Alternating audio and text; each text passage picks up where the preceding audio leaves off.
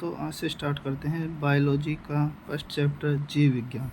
जीव विज्ञान की वह शाखा है जिसके अंदर समस्त सजीवों अर्थात जीवधारियों का विस्तृत अध्ययन किया जाता है। जीव विज्ञान शब्द का प्रयोग सर्वप्रथम लेमार्क और ट्रेविनस ने 1802 में किया था।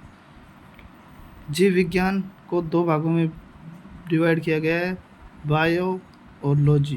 बायो करता है जीवन, लॉजी करता है अध्ययन।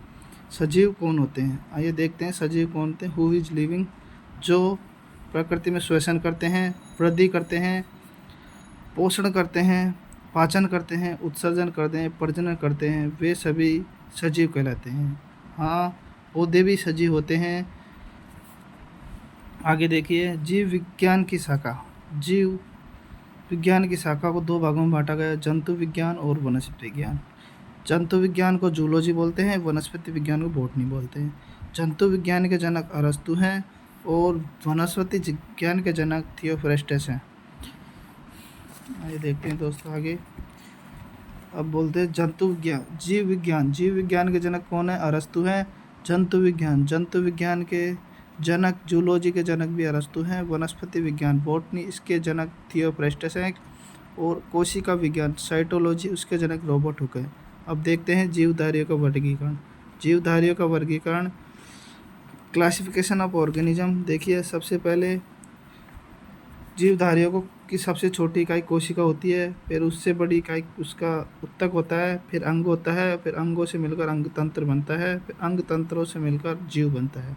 जीवों के आधुनिक वर्गीकरण की शुरुआत कैरोलस लीनियस ने की थी।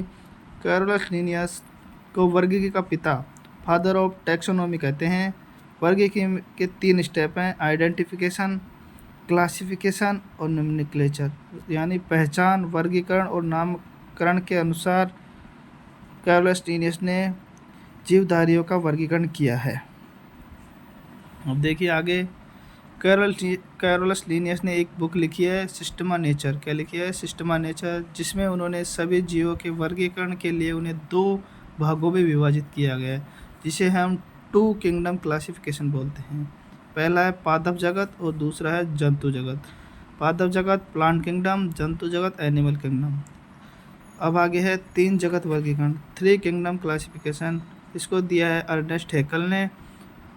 इसको 3 जगत में वर्गीकृत किया है, पादप जगत, जंतु जगत और प्रोटिस्टा। फिर आगे देखिए 5 जगत वर्गीकरण आता है, उसमें 5 किंगडम क्लासिफिकेशन बोलते हैं, जिसको R.H. व्हिटेकर ने दिया है। इसमें पादप जगत, जंतु जगत, प्रोटिस्टा, मोनेरा और कवक आते हैं। जिसमें जलीय, प्रोटिस्टा में जलीय जीव, यूकेरियोटिक, एक कोशिकीय, जिसके उदाहरण है अमीबा, प्लाज्मोडियम, पैरामीशियम, यूग्लिना। पादप और जंतु के बीच की कड़ी होती है यूग्लिना, ठीक है।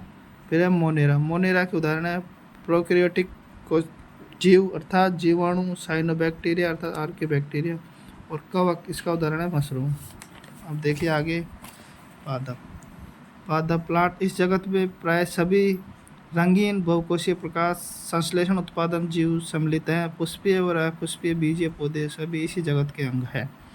अब जंतु सर्वव्यापी, यूकेरियोटिक और बहुकोशिकीय। इनका वर्गीकरण है, इनके उदाहरण है हाइड्रा, जेलीफिश, सितारा, मछली, सरीसृप, पक्षी तथा स्तनधारी जीव इसी जगत के अंग हैं। फिर है कवक फंगी। यह जीव विषम पोषी होते हैं जो पोषण के लिए सड़े गले कार्बनिक पदार्थों पर निर्भर करते हैं, अतः इसे मर्त जीव भी कह दिया जाता है।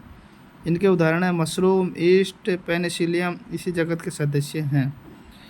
इससे आगे हम कल पढ़ेंगे। धन्यवाद।